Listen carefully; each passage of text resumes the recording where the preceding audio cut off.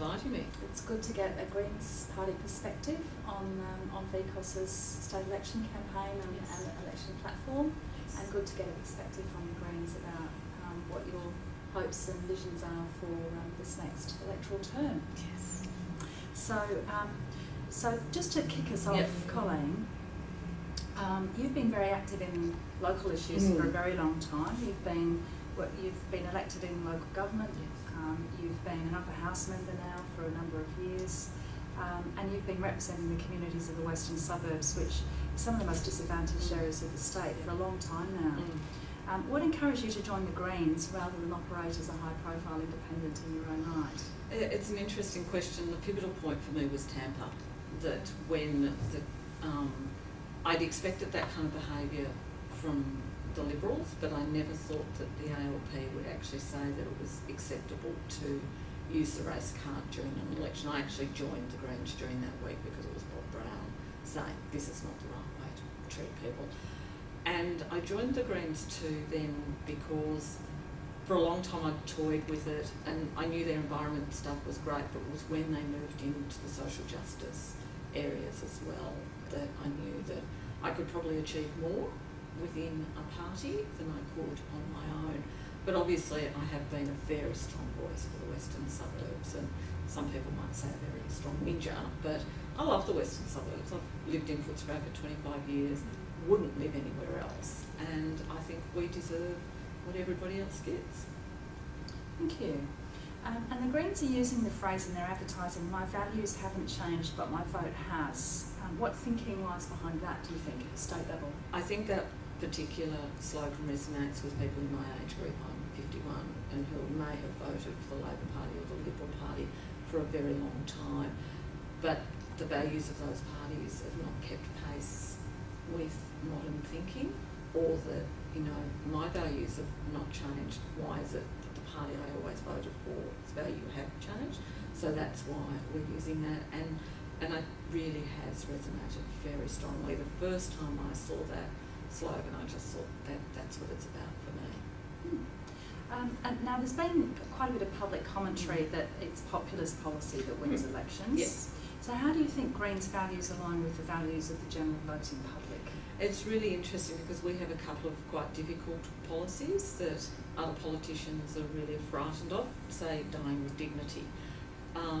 Yet the community wants the discussion, they want change to the legislation, but the big parties are just not going to go there because I think they feel the pressure from the churches and the religious groups not to touch this issue.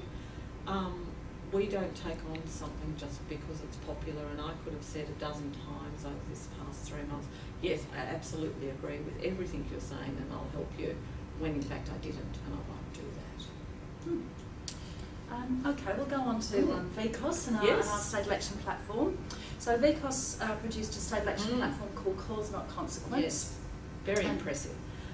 Well, I suppose our approach is that we see governments to a greater or lesser extent are very good at fixing problems when they hit you in the face, but the question is how do you try and get upstream and try and avert those problems happening in the first place. And when we looked across our policy areas, you know, we could really see it in a variety of different ways. So in terms of a fairer Victoria, we strongly advocate targeted policies to reduce disadvantage and create opportunities for all Victorians to access services and opportunities.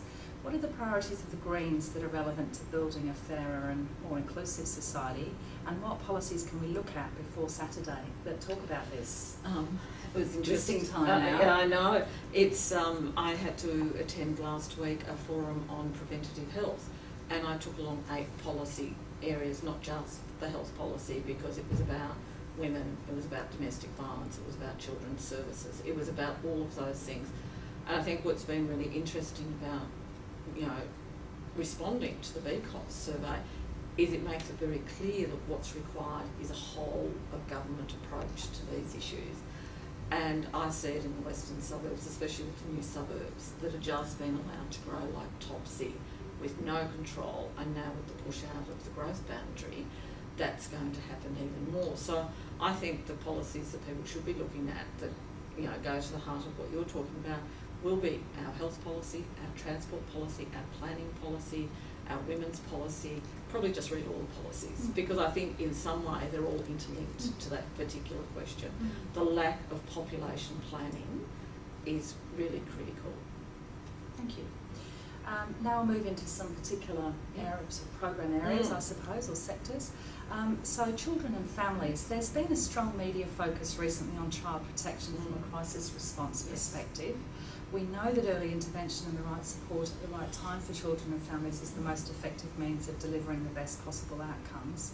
How would the Greens support the incorporation of early intervention strategies into child and family policies and programs? And in going around and speaking to a number of different organisations and seeing the programs that, you know, like Berry Street, like Children's Protection, actually have on the ground, have some really great pilots and programs going, that why do we keep reinventing the wheel? We've actually got proven evidence about what works. The state government should be funding those early interventions. They should be assisting the families so that we don't go into the crisis mode. Obviously there will always be children, because they're in danger, who will need to go into some kind of foster care arrangement, but we need to have a lot more emphasis on stopping it before it gets to that stage. And also the other clear thing is, what do you do with an 18-year-old who's been in some kind of care their whole lives? You can't just then send them out onto the streets. They really probably need that care up until they're 25, just to be able to make that transition, to make sure they don't end up in the youth justice system. Yeah. Now Karen Scovell, on behalf of the Centre for Excellence in Child and Family Welfare, she's asking about these topics, and I suppose in particular she's saying, assuming a stronger voice in Parliament by the Greens, which components of the service system will you prioritise in between child protection, out-of-home care and preventative services? You know, which of these would you prioritise? How would you support a balanced development across all three? Preventative services would be the absolute first. You want to try to stop it before it gets to crisis, and you know, you prioritise the others. But the other thing that has come up clearly during the election process is that we don't have a specific child protection policy, and when we go into the new Parliament, Kathleen Maltzer, who's our candidate in Brunswick, she's our candidate in Richmond, it's been a long week, she will take on the role of looking at this area. She's someone who's worked around trafficked women and children, and if anybody can do this job, it's going to be Kathleen, and so we need to put a lot more emphasis as the Greens on it, and that's going to be one of the great things about having an expanded parliamentary party. Thank you. Another big sort of set of questions for our sector is around the sustainability of community services and the community sector itself. You provide us a thoughtful response to our sector sustainability questionnaire recently, which is now published on the VCOSS website. One of the big ticket items to selection for our sector is the commitment from government to support the national pay case for community service workers by funding those outcomes where state programs are impacted. Could you give us your perspective on pay equity? Yes, and I need to take a step back. Before I was a Member of Parliament, I worked for the Western Region Health Centre, and I was a shop steward for the ASU. So the issues around pay equity and long service leave are something that's very, very dear to my heart. I've been a bit shocked.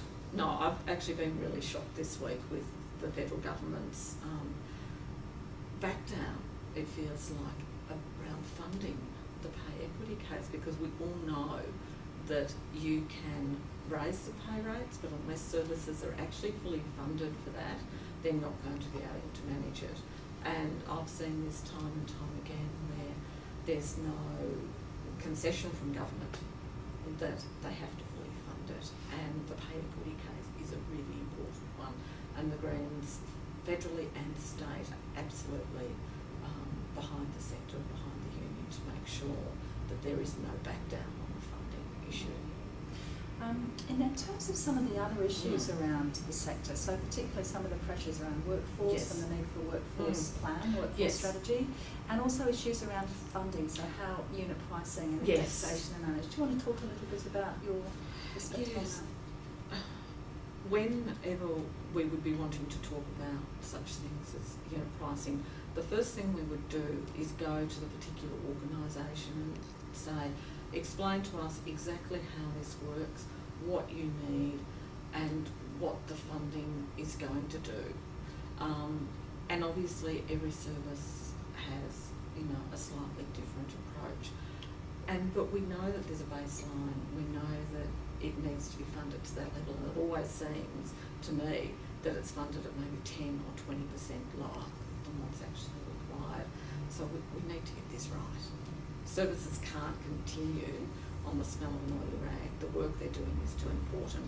And if we go back to child protection, if we were actually doing, the good work in the prevention and funding it fully, we may not be having those underlines down the line.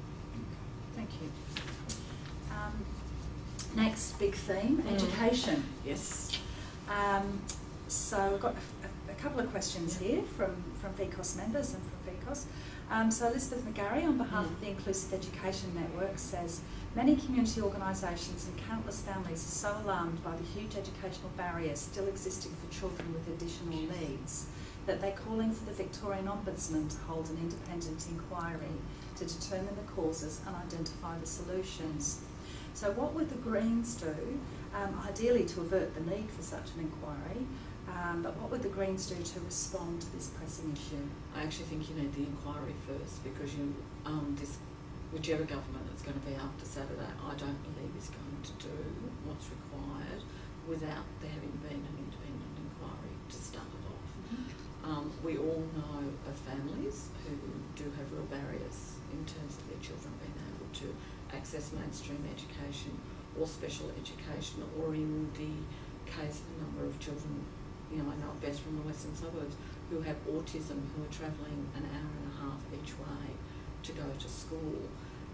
Something's going desperately wrong, and so we need the inquiry first. But in my mind, it has to be done quickly, and then government has to respond quickly. We can't just do the inquiry and then it just sits on the shelf for the next 10 years. And so just, there's a question there about children with additional needs. What would you do to make mainstream secondary education possible for children with disabilities and for students that, in order to retain students through to achieve their best? If you look at Autism Victoria's plan around having integration within mainstream schools for children with autism, about having the extra services in the school, that's a logical thing to do. And it's often, quite simple things that have not been done. And it's around the integration aids, it's around making the building physically accessible. It's about a change of the way we look at education for people with any kind of disability or special needs. I think they're the things that we've got to do, and we've got to do it quickly.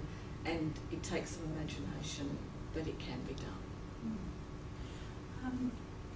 One of the other issues important to our sector has been alternative education. So obviously we've got organisations in our sector who are running out of home care, and they have themselves taken responsibility to provide educational opportunities for young people in out of home care. We're now moving, I think, into a moment where having a greater level of flexibility to stop young people falling through the net. What sorts of options do you see around developing either alternative or flexible learning options for young people to try and help young people get to that Year 12 equivalent? And again, I've been approached by a number of groups who have shown me their plans for how they want to do this, such as the Y and some other organisations. And it just seems really logical to me that you have a young person who needs assistance, but it's not just about the housing. It's about the education, it's about the emotional support, it's about making sure that that young person turns out to be a young adult who doesn't end up in the